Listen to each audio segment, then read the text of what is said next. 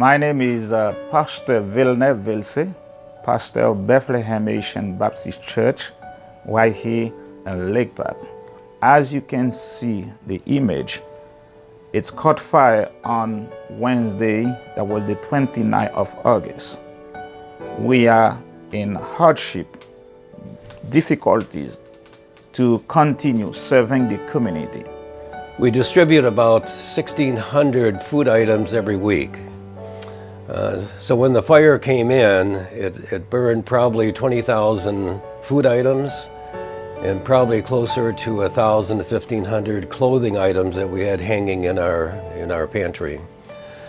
So we're putting together a plan now to engage the community, the churches in the area, foundations, and individual donors to help us restore quickly the food pantry and the clothes closet so we can begin to feed and assist these individuals again.